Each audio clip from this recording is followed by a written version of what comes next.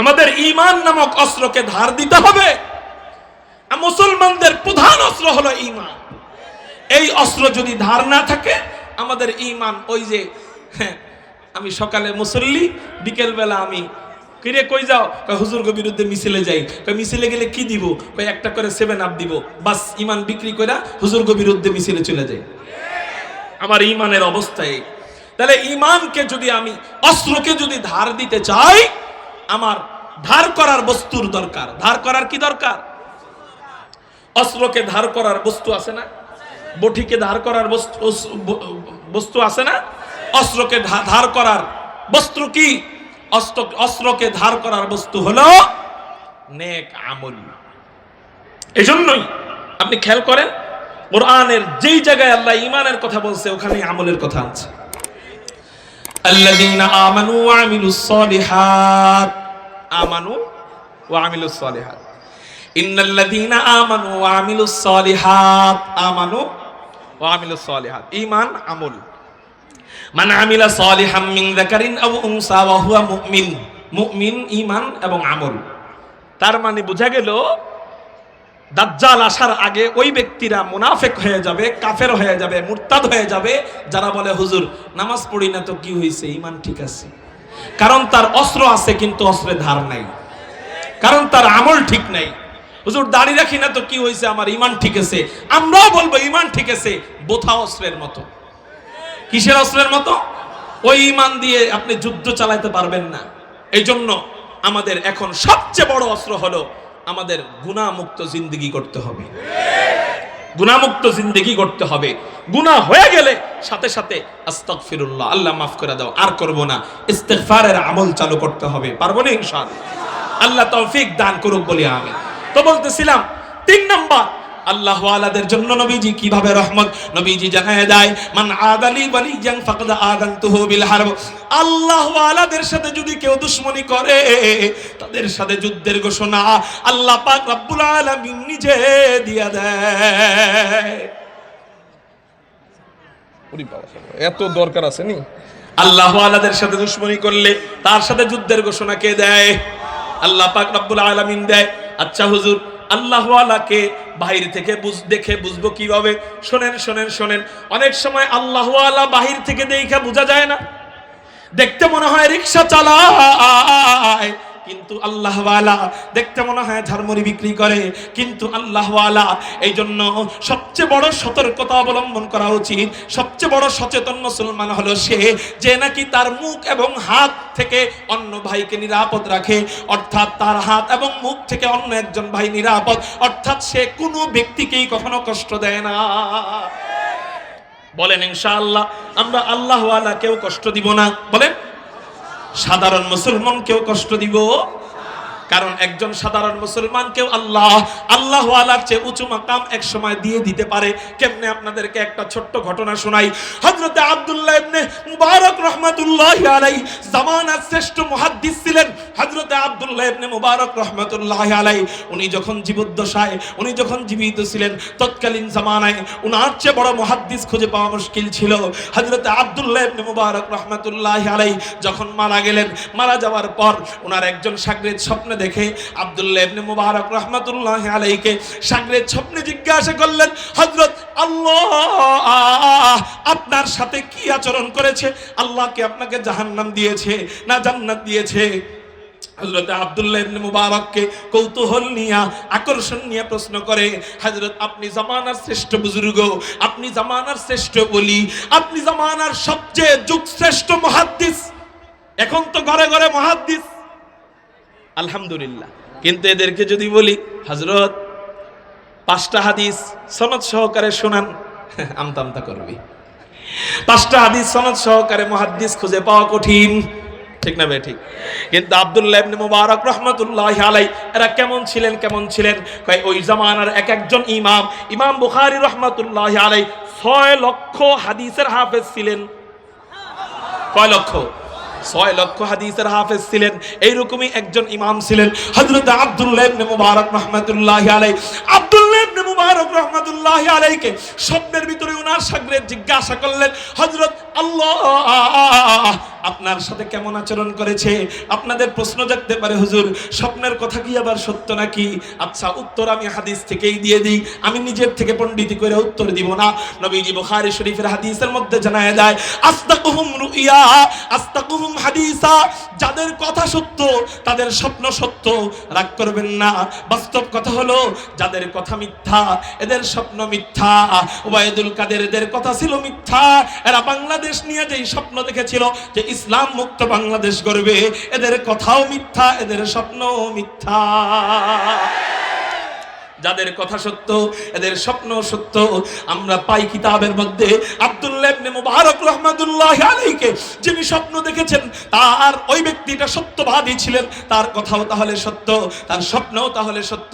উনি স্বপ্ন দেখছেন, আব্দুল্লাহ ইবনে মুবারককে জিজ্ঞাসা করতেছে, হযরত আল্লাহ আপনার সাথে কেমন আচরণ করেছেন?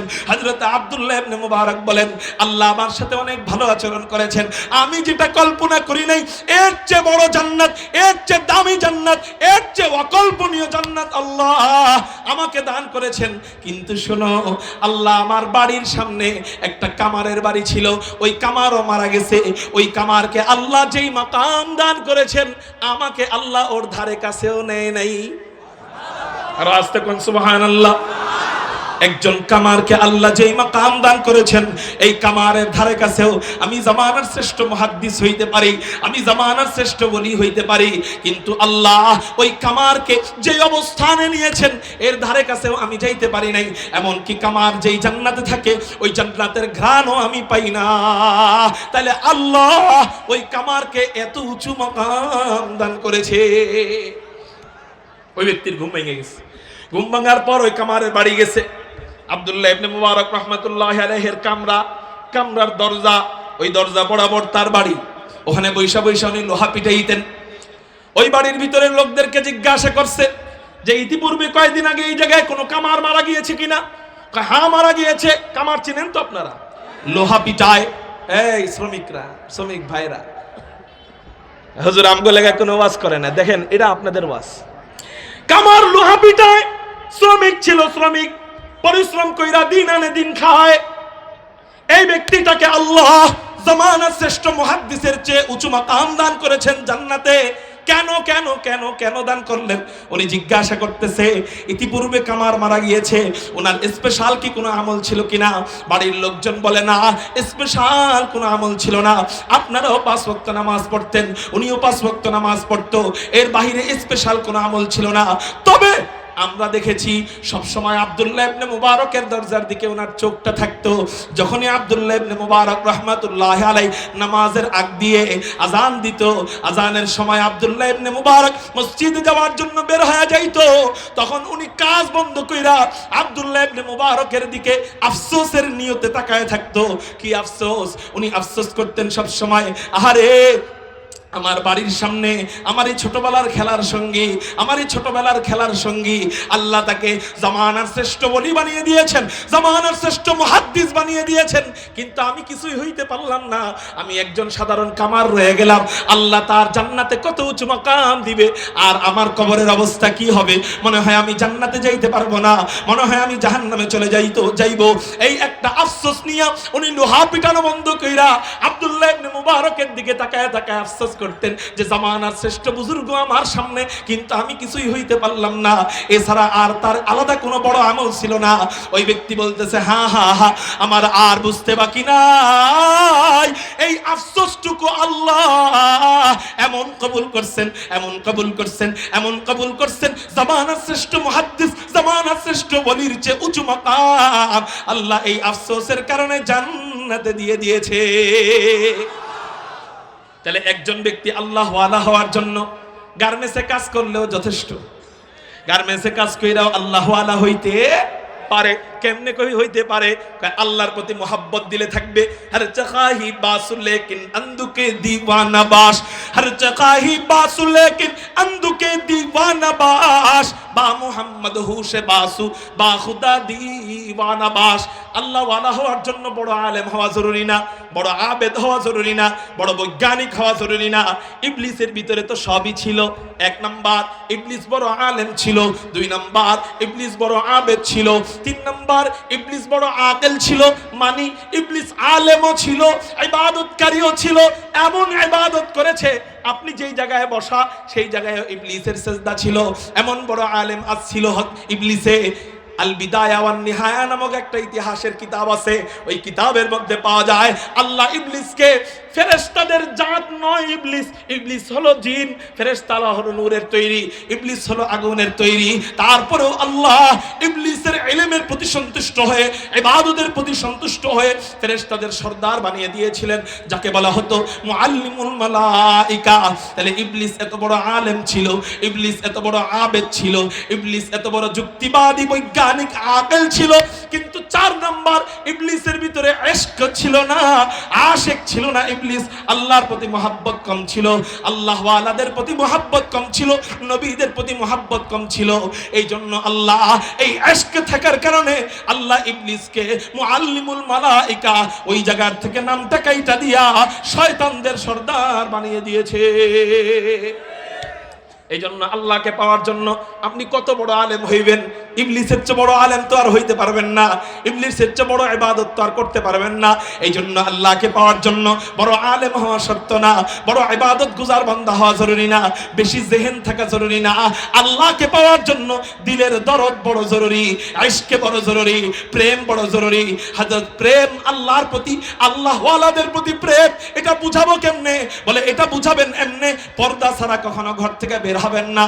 ও পর্দার অন্তরালের মা ও বোনেরা, আপনার সব সঙ্গীরা পর্দা করবে না, কিন্তু আপনি নিয়ত করেন আর একদিনের জন্য আমি বেপর্দায় বের হব না। আপনার কোন সঙ্গীরা নামাজ পড়ে না, আপনি নিয়ত করেন আমি একদিনের জন্য নামাজ ছাড়বো না। আল্লাহর প্রতি প্রেম আমি প্রতি 5 ওয়াক্তে বুঝাবো, বাস আর কিছুর দরকার নাই। আল্লাহ আপনাকে এই উসিলায় আল্লাহ ওয়ালাদের মাকাম জান্নাতে দিয়ে দিবে। তাইলে গার্মেন্টসে কাজ কইরাও আল্লাহ ওয়ালা হওয়া যায়? হ্যাঁ যায়। আল্লাহ আমাদেরকে বুঝার তৌফিক দান করুক, বলি আমিন। তাহলে আল্লাহ ওয়ালাদের জন্য নবীজি কিভাবে রহমত, নবীজি হাদিসের মধ্যে জানায় দেয় মান আদালি ওয়ালিয়ান ফাকাদ আযানতুহু বিল হারব। আল্লাহ ওয়ালাদের সাথে যারা দুশমনি করবে তাদের সাথে যুদ্ধের ঘোষণা আল্লাহ দিয়ে দিয়েছে। এই কথা বইলা আল্লাহ ওয়ালাদের জন্য নবীজি রহমত হয়ে গেলেন না গজব হয়ে গেলেন? তাহলে পাইলাম 3 নাম্বার, মানুষদের মধ্যে 4 নাম্বার শ্রেণী হলো মুমিন মান্দা। মুমিনদের জন্য আমার নবীজি কিভাবে রহমত, আল্লাহ ওয়ালাদের পরের স্তরে, মুত্তাকি বান্দাদের পরের স্তরে রয়েছে মুমিন মান্দা। মুমিনদের জন্য আমার নবী কিভাবে রহমত, নবীজি ইবনে মাজাহ শরীফের মধ্যে জানায় দেয়। হযরত আব্দুল্লাহ ইবনে ওমর রাদিয়াল্লাহু তাআলা আনহু বলেন, তিনি বলেন রাআইতু রাসূলুল্লাহ সাল্লাল্লাহু আলাইহি ওয়াসাল্লাম ইয়াতুফু বিল কাবা। হযরত আব্দুল্লাহ ইবনে ওমর বলেন, আমি দেখতে পাইলাম হুজুর সাল্লাল্লাহু আলাইহি ওয়াসাল্লাম কাবা শরীফ তওয়াফ করতেছিলেন। কাবা তওয়াফ করার সময় তিনি কাবাকে লক্ষ্য করে বলতে লাগলেন, মা আতিয়াবাকি, হে কাবা তুমি কতই না মহান, কতই না উত্তম। ও মা আতিয়াবারি হাকি, হে কাবা তোমার ঘ্রাণ কতই না আকর্ষণীয়। ও মা আযমাকি, হে কাবা তুমি কতই না মহান। ও মা আযমা হুরমাতাকি, হে কাবা তোমার সম্মান আল্লাহর কাছে কতই না উঁচু। কিন্তু কাবা তুমি কি জানো তোমার চেয়েও আল্লাহর কাছে দামি কে, তোমার চেয়েও আল্লাহর কাছে প্রিয় কে? নবীজি নিজেই প্রশ্ন করেন, নিজেই জবাব দেয়, ওয়াল্লাযী নাফসু মুহাম্মাদিন বিয়াদি, হে কাবা যেই সত্তার হাতে আমি মুহাম্মাদের জীবন, সেই সত্তার শপথ করে বলতেছি রে কাবা, লা হুরমাতুল মুমিনি আযমু ইনদাল্লাহি হুরমাতাম মিন কিমালিহি ওয়া দামিহি। একজন মুমিনের জান, একজন মুমিনের মাল, একজন মুমিনের সম্মান ও কাবা তোমার চেয়েও আল্লাহর কাছে কোটি কোটি গুণ বেশি। একজন মুমিনের জান, মুমিনের মাল, মুমিনের সম্মান কাবার চেয়েও বেশি। সুবহানাল্লাহ বলেন। এক একটা হাদিসের লম্বা লম্বা ব্যাখ্যা, এত ব্যাখ্যা বলার তো টাইম নেই, শুধু এতটুকু বলি। যখন গুলিস্তায় পড়েছিলাম, হযরত শেখ সাদি রাহমাতুল্লাহি আলাইহি বলেন, এই বান্দারা শোনো, তোমরা কোন মুমিনকে কষ্ট দিতে মনে চাইলে মুমিনকে কষ্ট দিও না। কাবা ভাঙো, তারপরেও মুমিনকে কষ্ট দিও না। এই কথাটা শোনার পরে আমি বুঝি নাই এই কথা কেন কইল। অন্য উদাহরণ দিতে পারলো, কাবার কথা কেন বললো? অন্য উদাহরণ দিতে পারতো না। কিন্তু এই কথা কেন বললো যে মুমিনকে কষ্ট না দিয়ে কাবা ভাঙো, তারপরেও মুমিনকে কষ্ট দিস না? আমি এটা বুঝছি এই হাদিস পড়ার পর। নবীজি জানায় দিছে কাবার চেয়ে মুমিন দামি। তাহলে হযরতে শেখ সাদি কেন বললেন এই কথা? কারণ হলো কাবা যদি আল্লাহ না করুক কেউ ভেঙে ফেলে, আল্লাহ না করুক কাবাকে যদি কেউ ভাঙে, তারপরেও আল্লাহর কাছে মাফ চাইলে আল্লাহ মাফ করবেন কিনা? আল্লাহ মাফ করে দিবে। কিন্তু কেউ যদি কোনো মুসলমান ভাইকে, মুসলমান বোনকে অনর্থক কষ্ট দেয়, আল্লাহ পাক রব্বুল আলামিন ওই মুসলমান মাফ না করা পর্যন্ত আল্লাহ নিজেও মাফ করবে না। এই জন্য বলেন কোন মুসলমান মুমিনকে কষ্ট দিব? আল্লাহ বুঝার তৌফিক দান করুক। তাহলে মুমিন কাবার চেয়েও বেশি দামি, এই কথা নবীজি জানায় দিয়া মুমিনের জন্য হয়ে গেলেন গজব স্বরূপ। জোরে বলেন কি স্বরূপ? রহমত স্বরূপ। জোরে কোন আলহামদুলিল্লাহ। 5 নাম্বার উলামায়ে কেরাম, 5 নাম্বার শ্রেণী কারা? জোরে বলেন। আলেমদের জন্য আমার নবীজি কিভাবে রহমত। নবীজি আলেমদের ব্যাপারে হাদিস বর্ণনা করেন। তিরমিজি শরীফের মধ্যে নবীজি জানায় দেয় ইউশাফাউ ইয়াউমাল কিয়ামাতি সালাসাতুন। নবীজি বলেন আল্লাহ হাসরের ময়দানে 3 প্রকার ব্যক্তিকে সুপারিশের অনুমতি দিবেন। চিৎকার দিয়া বলেন কয় প্রকার ব্যক্তিকে? 3 প্রকার ব্যক্তিকে সুপারিশের অনুমতি দিবেন। ওই 3 প্রকার ব্যক্তি কারা? 1 নম্বর আল আম্বিয়া, 1 নম্বর হলো নবীদেরকে আল্লাহ সুপারিশের অনুমতি দিবেন। 2 নম্বর সুম্মাল উলামা, 2 নম্বর হলো আলেমদেরকে আল্লাহ সুপারিশের অনুমতি দিবেন। একটু চিৎকার দিয়া বলা যায় না আলহামদুলিল্লাহ? আলহামদুলিমান কদ্দারা খাইরাও ওয়া খাবালা, আলহামদুলিমান কদ্দারা খাইরাও ওয়া খাবালা, ওয়াশ-শুকরু লিমান সাওয়ারা হুসনাও ওয়া জামালা, ওয়াশ-শুকরু লিমান সাওয়ারা হুসনাও ওয়া জামালা, ফারদুন সামাদুন আন সিফাতিল খালকি বারিউন, ফারদুন সামাদুন আন সিফাতিল খালকি বারিউন, রাব্বুন আযালিয়্যুন খালাকাল খালকা কামালা, রাব্বুন আযালিয়্যুন খালাকাল খালকা কামালা, আল আনা কামা কানা ওয়া লাম ইয়ালকা যাওয়ালা, আল আনা কামা কানা ওয়া লাম ইয়ালকা যাওয়ালা, লা শিবহা ওয়া লা মিথলা ওয়া লা আম্মা ওয়া ক্বালা, লা শিবহা ওয়া লা মিথলা ওয়া লা আম্মা ওয়া ক্বালা। চিৎকার দিয়া বলেন আলহামদুলিল্লাহ। একজন আলেম হাসরের ময়দানে সুপারিশের অনুমতি পাবে। কন্যা আলহামদুলিল্লাহ। এই জন্য আলেমদেরকে মহব্বত করা জরুরি। কি করা জরুরি? কেন? কয় হুদাই মহব্বত রাখবেন। কয় কেন? কয় কাজে লেগে যাবে। কেন কাজে লাগবে শোনেন, আপনাদেরকে বুঝাই দিই। আগে হাদিসটা শেষ করি। 3 নম্বর সুপারিশ করবে সুম্মা শুহাদা, শহীদগণ সুপারিশ করবে। তাহলে এই হাদিসে কয়জনের ব্যাপারে পাওয়া গেল? 1 নম্বর নবীগণ। নবীগণ কয়জনের ব্যাপারে সুপারিশ করবে? নবীজি বলেন একজন নবী তার উম্মতের ব্যাপারে সুপারিশ করবে। 2 নম্বর আলেমগণ কয়জনের ব্যাপারে সুপারিশ করবে? এটা একটু পরে বলতেছি। 3 নম্বর শহীদগণ কয়জনের ব্যাপারে সুপারিশ করবে? নবীজি এক হাদিসের মধ্যে জানায় দেয় একজন শহীদকে আল্লাহ 70 জনকে সুপারিশ করার অনুমতি দিয়ে দিবে। বাকি রইল কে? আলেম কয়জনকে সুপারিশ করবে? এটা একটু মনোযোগ দিয়ে বোঝেন। খালি তো আলেমের বিরোধিতা করেন, দলকে সাপোর্ট করতে যায়া, দলকে জিতাইতে যায়া আলেমদের মাথায় বাড়ি দেন। খুব মনোযোগ দিয়ে শুনালাম আলেম কয়জনের ব্যাপারে সুপারিশ করবে।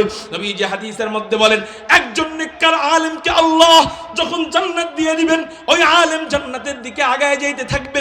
কিছু মানুষ আসবে, আয়েশা বলবে হযরত আপনাকে আমি অনেক মোহাব্বত করতাম। ওই আলেম বলবে তুমি আমারে মোহাব্বত করতা, এর প্রমাণ কি? ওই ব্যক্তিরা বলবে হযরত আমি আপনাকে যে মোহাব্বত করতাম এর প্রমাণ হলো আমি একদিন আপনার মাদ্রাসায় একবার চাল দিয়েছিলাম, একবার ডাল দিয়েছিলাম, একবার মাদ্রাসার ইট দিয়েছিলাম, একবার মাদ্রাসার সিমেন্ট দিয়েছিলাম। এরকম করে এক একজন এক এক কথা বলতে থাকবে। নবীজি যেটা হাদিসের মধ্যে বলছেন, একজন ব্যক্তি আইসা বলবে হযরত আমি আপনাকে একদিন অজুর পানি দিয়ে সাহায্য করেছিলাম। অজুর পানি, পানি কি অনেক দামি? ওজুর পানি আইনা হুজুরকে দিছে, হুজুর ওযু করেন, এই এতটুকু সাহায্য করেছিলাম। নবীজি বলেন ওই আলেম তখন, ওই নেককার আলেম তখন বলবে, হ্যাঁ আমি তোমাদেরকে চিনতে পেরেছি, তোমরা আমাকে অনেক মহব্বত করতা, তাহলে চলো আমি আল্লাহর কাছে তোমাদের ব্যাপারে একটু সুপারিশ করে দেখি না কোনো কাজ হয় কিনা। আলেম বিশাল বড় জামাতকে নিয়ে আল্লাহর কাছে যায় বলবে, আল্লাহ তোমার রাসূলের হাদিস সত্য, তোমার রাসূলের হাদিস হলো আল মারউ মা মান আহাব্বা, যার সাথে যার মোহাব্বত তার সাথে তার কিয়ামতের ফয়সালা। আল্লাহ তুমি আমারে জান্নাতে জান্নাতি বানায় দিলা, আর এরা আমারে মোহাব্বত করত, এদেরকে তুমি জাহান্নামী বানায় দিবা, এতে আমি খুশি না। আল্লাহ এদের ব্যাপারে আমি সুপারিশ করতেছি, এদেরকে না নিয়ে আমি জান্নাতে যাব না। আল্লাহ পাক রব্বুল আলামিন বলবেন, যাও যাও যাও, এই বিশাল জামাত একজন আলেমকে মহব্বত করার কারণে আমি আল্লাহ বিশাল জামাতকে মাফ করে জান্নাতি বানায় দিলাম। এই জন্যই তো নবীজি বলেন, তুমি যদি জান্নাতি হইতে চাও তাহলে 1 নাম্বার কাজ করো, কুন আলিমান, তুমি আলেম হও। কে বলছেন? নবীজি। কে বলছেন? তুমি আলেম হও। কেন? আলেম হলে জান্নাত পাইবা। এখন বলতে পারেন, হুজুর আমরা তো আলেম হইতে পারি নাই, নবীজি কি আমাদের সাথে বৈষম্য করবেন? আমি বলবো না না না, বৈষম্য বিরোধীর আন্দোলনের 1 নাম্বার মহানায়ক হুজুর সাল্লাল্লাহু আলাইহি ওয়াসাল্লাম। বৈষম্য বিরোধী আন্দোলনের 1 নাম্বার মহানায়ক চলে বলে হুজুর সাল্লাল্লাহু আলাইহি ওয়াসাল্লাম। আলেম হইতে পারো নাই এই জন্য তোমার জন্য জাহান্নাম, এটা আমি বলবো না। আলেম হইতে পারো নাই তো কি হইছে? আও মুতাআল্লিমান, আলেমের ছাত্র হয়ে যাও। সুবহানাল্লাহ, আলেমের ছাত্র হয়ে যাও, এই উসিলায় আল্লাহ তোমাকে জান্নাতি বানায় দিবে। আচ্ছা, আমরা এখানে আলেমের ছাত্র কারা কারা হাত উঠাইতো?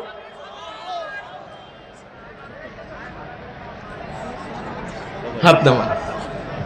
আলহামদুলিল্লাহ। কোন সবাইকে মাদ্রাসায় পড়ছে? সবাই মাদ্রাসায় পড়ছে? তাহলে ছাত্র হইলেন কেমনে? মক্তবে যে পড়ায় হয়তো আলেম নাও হইতে পারে। বুঝা শুনে হাত উঠান। ছাত্র কারা কারা? আলেমের ছাত্র কারা কারা? হাত উঠান। হাতের সংখ্যা কইমা আসছে? হাত নামান। খেয়াল করেন, মাদ্রাসায় কি শিখানো হয়? কোরআন হাদিস। এখানে কি শিখানো হইতেছে? তাহলে আপনারা তো এখানে বসেও আলেমের ছাত্র হয়ে গেছেন, ঠিক না? ঠিক। আলহামদুলিল্লাহ বলেন, আলহামদুলিল্লাহ। তাহলে গার্মেন্টস শ্রমিকদের মাধ্যমে এই বিশাল কাফেলা আলেমদের ছাত্র হওয়ার উসিলায় আল্লাহ এই কাফেলাকে নবীজির হাদিস মোতাবেক বোঝা যায়, আলেমের ছাত্র হওয়ার উসিলায় এই বিশাল কাফেলাকে আল্লাহ মাফ করে জান্নাতি বানায় দিবে। এর সওয়াব গার্মেন্টসের শ্রমিকরা পাবে না? করে বলেন, পাবে? মুহতারাম হাজিরিন, এখন বলতে পারেন, হযরত আমি তো আলেমের ছাত্র হইতে পারি নাই, নবীজিকে আমার সাথে বৈষম্য করবেন? আমরা বলবো না না না, নবীজি বৈষম্য করবেন না। আলেমের ছাত্র হইতে পারো নাই তো কি হইছে? নবীজি হাদিসের মধ্যে জানায় দেয়, আমি তো বৈষম্য করতে পারি না। এমন তো কিছু লোক আছে, সবাই যদি আলেম হয়ে যায় তাহলে আলেমরে খাওয়াইবো কারা? ঠিক না? সবাই যদি আলেমের ছাত্র হয়ে যায় তাহলে আলেমের ছাত্রদেরকে খাওয়াইবো কারা? চাল দিব কারা? ডাল দিব কারা?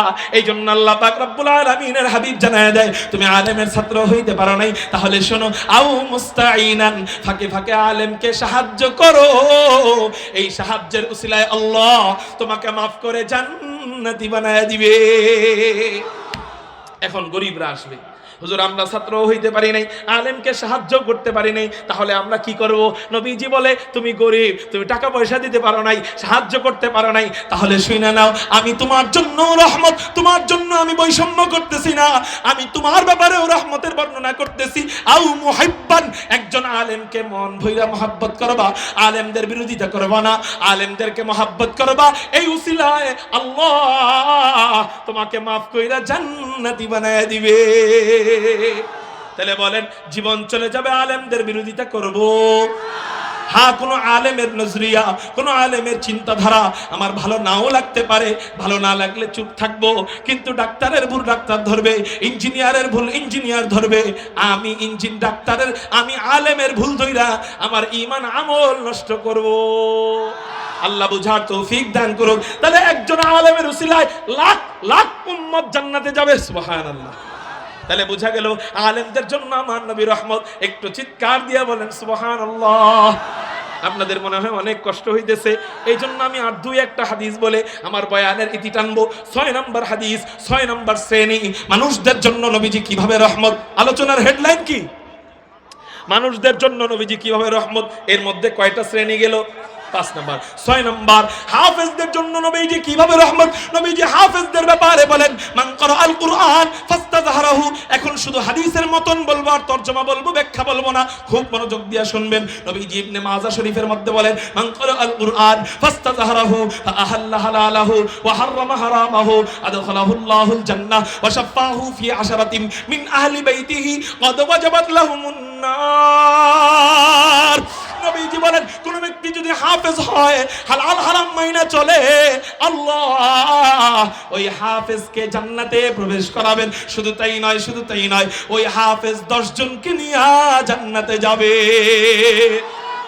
এই জন্য শ্রমিক ভাইরা আপনাদের কাছে একটা অনুরোধ করি, ব্যবসায়ী ভাইরা আপনাদের কাছে একটা অনুরোধ করি, আলেম ভাইরা আপনাদের কাছে একটা অনুরোধ করি, সব ওয়াজ মুখস্থ থাকবে না, সব বয়ান মুখস্থ থাকবে না, সব মুখস্থ রাখা জরুরিও না। একটা আমল মুখস্থ রাখেন, একটা মাত্র আমল যদি আপনি করতে পারেন, এই আমলের বরকতে আল্লাহ আপনাকে যদি জাহান্নামী বানায়াও দেয়, এই আমলের উসিলায় আপনি জাহান্নামী হয়েও জান্নাতে চলে যাবেন। সে আমলটা হলো নিজের ঘর থেকে একজন সুপারিশকারী রাইখা যাওয়া। নিজের ঘর থেকে হাসরের ময়দানে আপনার লগে আমার দেখা নাও হইতে পারে, আপনার সাথে আমার দেখা, আমি জান্নাতে যাই না যাই তার ঠিক নাই, আপনার সাথে আমার দেখা নাও হইতে পারে। এই জন্য বলি কি, মানুষের আশায় বৈশা না থাইকা নিজের ঘর থেকে সন্তানদেরকে হাফেজ বানাইলে, আলেম বানাইলে কি হবে? মনে করেন আল্লাহ আপনাকে জাহান্নামে দিয়ে দিচ্ছে। জাহান্নামে এনে সবাই জান্নাতি নিশ্চিত আমরা বলতে পারবো? মনে করেন এখান থেকে কাউকে জাহান্নামের দিকে দিয়ে দিচ্ছে, আপনাকে জাহান্নামের বেড়ি পড়ানো হয়েছে, আগুনের শিকল পড়ানো হয়েছে, হাতের মধ্যে আগুনের শিকল, পায়ের মধ্যে আগুনের শিকল, গলার মধ্যে আগুনের শিকল, মাথার মধ্যে আগুনের টুপি, জিহ্বার মধ্যে আগুনের শিকল, চোখের মধ্যে আগুনের পেড়াক গাড়া হয়েছে। এরপর আপনাকে টাইনা টাইনা জাহান্নামের দরজার সামনে দাঁড় করানো হয়েছে। আপনাকে জাহান্নামের ফেরেশতা লাথি দেওয়ার জন্য পাটা পিছনের দিকে নিছে। যে আপনাকে লাথি দিবে এমন মুহূর্তে আপনি নিশ্চিত ধইরা নিছেন আপনি জাহান্নামে পড়েই যাবেন। এমন মুহূর্তে কানের মধ্যে আওয়াজ ভেসে উঠছে, আব্বু তুমি কোনো টেনশন করিও না, আমি তোমার ওই দুনিয়ার হাফেজ সন্তানটা বেশি কামাই কইরা দুনিয়াতে তোমারে খাওয়াইতে পারি নাই। তোমার অনেক আফসোস ছিল যে মানুষ ইঞ্জিনিয়ার হয়ে বাপ মারে খাওয়ায়, ডাক্তার হয়ে বাপ মারে খাওয়ায়, ব্যারিস্টার হয়ে বাপ মারে খাওয়ায়, কিন্তু আমাকে নিয়ে আফসোস তখন থাকলেও এখন আমি তোমার কাছে লেগে গেছি। চলো আব্বু কোনো টেনশন করিও না, তোমারে আল্লাহ ওই দিক দিয়ে পাঠাইছে জাহান্নামে, এই দিক দিয়ে আমাকে পাঠাইছে তোমাকে জাহান্নাম থেকে বাঁচায়া জান্নাতে নেওয়ার জন্য। বলেন তখন ওই জাহান্নামের আসামির কেমন মজা লাগবে? এই মজা ডাক্তারের বাপরা পাবে, ইঞ্জিনিয়ারের বাপরা পাবে, ব্যারিস্টারের বাপরা পাবে। এই জন্য ভাই রাগ করবেন না, কষ্ট নিয়েন না। ডাক্তার বানাইতে না করি না, ইঞ্জিনিয়ার বানাইতে না করি না, কিন্তু অনেকেই যেহেতু ইঞ্জিনিয়ার বানায়, অনেকেই যেহেতু ডাক্তার বানায়, অনেকেই যেহেতু ব্যারিস্টার বানায়, আপনি নিয়ত করেন আপনি আপনার সন্তানটারে মাদ্রাসায় পড়াবেন, আপনি আলেম বানাবেন। কেন? কয় বহুত ডাক্তারের কামাই না খায়া বাপ মরে যায়, বহুত ইঞ্জিনিয়ারের কামাই না খায়া বাপ মরে যায়। বৃদ্ধাশ্রমে যান, যাওয়ার পরে বৃদ্ধ বিদ্যাদেরকে দেখেন, একজন কেউ দেখবেন না যে আলেমের মা, আলেমের বাবা, সব হলো ডাক্তারের বাপ, এমপির বাপ, মন্ত্রীর বাপ, ব্যারিস্টারের বাপ, ইঞ্জিনিয়ারের বাপ। এদের বাবা মাদেরকে এরা যদিও বৃদ্ধাশ্রমে অনেকে রাখে না, কিন্তু বাড়িতে এমন আচরণ করে এর চেয়ে মা বাবাদের বৃদ্ধাশ্রম অনেক ভালো। কেন? তাদের ভিতরে দ্বীনি বুঝ নাই, এই জন্য তারা মা বাবাকে বোঝা মনে করে, খারাপ আচরণ করে। আমি আপনাদেরকে বলবো ভাই, আপনাদের পা দুইটা গায়ে দেন, পা দুইটা জড়ায় ধরে বলি, একটা নিয়ত আজকে করেই ফেলেন। সেই নিয়তটা কি? আল্লাহ কত মানুষকে সন্তান দেয় না, আছে না? সন্তান না হওয়ার কারণে আরেক বিয়ে করে, সন্তান না হওয়ার কারণে তালাক দিয়ে দেয়, সন্তান না হওয়ার কারণে ঘরটা জাহান্নামের টুকরা হয়ে যায়। আল্লাহ আপনাকে দয়া করে সন্তান দিয়েছে, আপনিও আল্লাহর উপর খুশি হয়ে এই সন্তানদেরকে আল্লাহর উপর ভরসা করে মাদ্রাসায় দিয়ে দেন। রিজিকের টেনশন আপনার করতে হবে না, আলেমদের রিজিকের ব্যবস্থা আল্লাহ করে দেয়। এই জন্য ইনশাআল্লাহ আর রিজিক যদি বেশি পায়ও দুনিয়ায় কয়দিন থাকবো? চোখ বন্ধ করলে শেষ, ঠিক না? সারা আদি অনন্তকালের জন্য দরকার হবে আখেরাত। এই জন্য একটা ওয়াদা করেন, হযরত আল্লাহ আমাকে যে কয়জন সন্তান দেয় আল্লাহর উপর ভরসা কইরা, আল্লাহর উপর ভরসা কইরা ইনশাআল্লাহ আমাদের ছেলে আমাদের মেয়েদেরকে আমরা মাদ্রাসায় ভর্তি করাবো। কারা কারা ওয়াদা দিবেন? আল্লাহু আকবার বেরা পাক্কা ওয়াদা ইনশাআল্লাহ। হাত নামান। ইঞ্জিনিয়ার হইলে রাগ করেন না, ইঞ্জিনিয়ার ডাক্তার হইলে রিজিক বেড়ে যাবে, আলেম হইলে রিজিক কমে যাবে, হাফেজ হইলে রিজিক কমে যাবে। এই হাদিসে কুদসির মধ্যে আল্লাহ পাক জানায় দিছে, এই যে ওলামায়ে কেরাম বসা জিজ্ঞাসা করেন, হাদিসে কুদসির মধ্যে আল্লাহ নবীজির মাধ্যমে জানায় দেয়, আমার বান্দা আমার উপর যেমন ধারণা করে আমার বান্দাকে আমি ওইভাবে চালাই। আপনি ধারণা করেন আমার পোলায় যদি আলেম বানাই তাহলে কামাই করব মনে হয় ৮-৯ হাজার টাকা, এর বেশি মনে হয় কামাই করতে পারবো না। আল্লাহ কয় হ, তোর পোলায় আলেম হইলে ৮-৯ হাজার টাকাই কামাই করবো, কারণ তুই আমার উপরে ধারণা করছো ৮-৯ হাজার, এর লাগে তোর পুরো আলেম বানানোর পর ৮-৯ হাজার টাকাই কামাই করবো। আর আপনি যদি ধারণা করেন আল্লাহ ওমাই ইয়াতাওয়াক্কাল আলাল্লাহ ফাহুয়া হাসবু, আল্লাহর উপর ভরসা করে সন্তানকে মাদ্রাসায় দিয়ে দিলাম, আল্লাহ বলেন আমি তোর জন্য যথেষ্ট। আমার বাপ আমারে মাদ্রাসায় দিছে, আমার ফেসবুকে যাদের সাথে অ্যাড আছে এরা জানে আমার আলাদা কোনো জায়গা জমি নাই, আমার আব্বার কোনো পিতৃ সম্পত্তি আমি পাই নাই, কিন্তু তারপরেও আমার আব্বার কিডনি সমস্যা হওয়ার পর আমি একা ৬০ লক্ষ টাকা দিয়ে আব্বার চিকিৎসা করছি। ৬০ লক্ষ টাকা দিয়ে চিকিৎসা করছি। সবাই কইছে হুজুর, আমার আত্মীয়রা রক্তের সম্পর্কে আত্মীয়রা কইছে, কয় এত কষ্টের টাকা, তোমার এত কষ্টের টাকা, এই টাকা দিয়ে ব্যবসা করো, বাণিজ্য করো। তোমার আব্বা বুড়ো হয়ে গেছে, কিডনি সমস্যা হলে আর কেউ বাঁচেনি, মইরা তো এমনিও যাইবো, তোমার আব্বারে এত টাকা দিয়ে চিকিৎসা করার দরকার নাই, ডায়ালাইসিস চালায়া যাও, এত টাকা ৬০ লাখ টাকা এক হাতে খরচ করার দরকার নাই। আমি কইছি আমার বাড়ি বিক্রি কইরা হলেও আমার আব্বার চিকিৎসা করবো। আব্বার একটা দোয়া যদি আমি পাওয়া যাই, আমার এরকম ৬০ লাখ কত আসবে কত যাবে। আলহামদুলিল্লাহ আব্বার দোয়া পেয়েছি, আব্বার দোয়া পেয়েছি, এমন দোয়া পেয়েছি। রাগ করবেন না, অহংকার হয়ে যায় কিনা জানি না, আল্লাহ মাফ করুক, এটা বোঝানোর জন্য বলতেছি। আব্বারে দেখতাম হাসপাতালের বেডে শুয়ে শুয়ে আমার জন্য দোয়া করতো। আল্লাহ এই দোয়ার বদৌলতে বয়স বেশি নয় এই অবস্থায় আল্লাহ এমন বড় বড় উঁচু উঁচু বড় আলেমদের সাথে আল্লাহ আমাকে বসার তৌফিক দিয়েছে, এটা একমাত্র বাবা মার দোয়া। নানুপুর মাদ্রাসা, ঐতিহ্যবাহী নানুপুর মাদ্রাসায় সাইদ্যা ওয়াজ নেই, হযরতরা ফোন দিছে, ওখানে যায় বয়ান করছি। গহরডাঙ্গা মাদ্রাসায় বয়ান করি, আলহামদুলিল্লাহ। বরুণা মাদ্রাসা, এক একটা মাদ্রাসা হলো ওই বিভাগে সবচেয়ে বড়, যেটির নাম কইতেছি এক একটা মাদ্রাসা ওই বিভাগে সবচেয়ে বড়। বরুণা মাদ্রাসা সিলেট বিভাগে সবচেয়ে বড় মাহফিল, ওখানে আল্লাহ বয়ান করায়। ভোর ৪টা বাজে বয়ান করছি, তখনও মানুষ প্রায় ৫ লাখের উপরে। আপনারা ভিডিওতে এটা দেখে নিন ইউটিউবে, ভোর ৪টা বাজেও ৫ লাখের উপরে মানুষ ওই জায়গায় আল্লাহ বয়ান করায়। বালিয়া মাদ্রাসা ময়মনসিংহ বিভাগের সবচেয়ে বড় মাহফিল, এখানে আল্লাহ বয়ান করায়। কেন? আমার কোনো যোগ্যতায় না, ফারেক হয়েছি ৩ বছর হয়েছে। মাওলানা ফারেক হয়েছি কয় বছর হয়েছে? 3 বছর হয়েছে মাওলানা হয়েছি। তাহলে এখন আল্লাহ এই জায়গায় বসায় কেন? আর কিচ্ছু না, আমার কোনো যোগ্যতা না, আমার থেকে কণ্ঠওয়ালা বেশি বক্তারা আছে না, ওই জায়গায় বসায় কেন? একমাত্র ওই যে বাবা মার দোয়া। আপনি নিয়ত করেন পোলায় মনে ৮,০০০ কামাই করবো, আল্লাহ কয় ৮,০০০ই খাওয়ামো। আরে মেয়ে আপনি দোয়া করেন, আপনার চোখের পানি ফালান। মায়ের দোয়ার বরকতে ইমাম বুখারী অন্ধ ছিল, আল্লাহ ভালো করে দিছে না? আপনি আপনার ছেলের জন্য দোয়া করেন, আল্লাহ তোমার উপরে ভরসা করে মাদ্রাসায় দিছি, ওর রিজিকের ব্যবস্থা তুমি করে দিও, দেখবেন কোটি কোটি টাকা আল্লাহ ওর সামনে ফেলায় দিবে। এজন্য ইনশাআল্লাহ মাদ্রাসায় পড়াবেন তো। আর আলোচনা লম্বা করলাম না, 6 শ্রেণী আলোচনা করলাম। কয় শ্রেণী? এক ভাত টিপ দিলে সব ভাতের খবর পাওয়া যায়। এই 6 শ্রেণীর জন্য আমার নবীজি যেইভাবে রহমত, ঠিক ওয়ামা আরসালনাকা ইল্লা রাহমাতাল লিল আলামিন, গোটা জগতের জন্য আমার নবী এই 6 শ্রেণীর মতো করে রহমত। চিৎকার দিয়া বলেন আল্লাহু আকবার। আল্লাহ আমাদেরকে ওই নবীর খাঁটি উম্মত হয়ে মরার তৌফিক দান করুক। যেই ওয়াদাগুলো দিলাম সেই ওয়াদার উপর আমাদেরকে অটল থাকার তৌফিক দান করুক, আমিন। ওয়া আখির দাওয়ানা আনিল হামদুলিল্লাহ। আসসালামু আলাইকুম ওয়া রাহমাতুল্লাহি ওয়া বারাকাতুহু।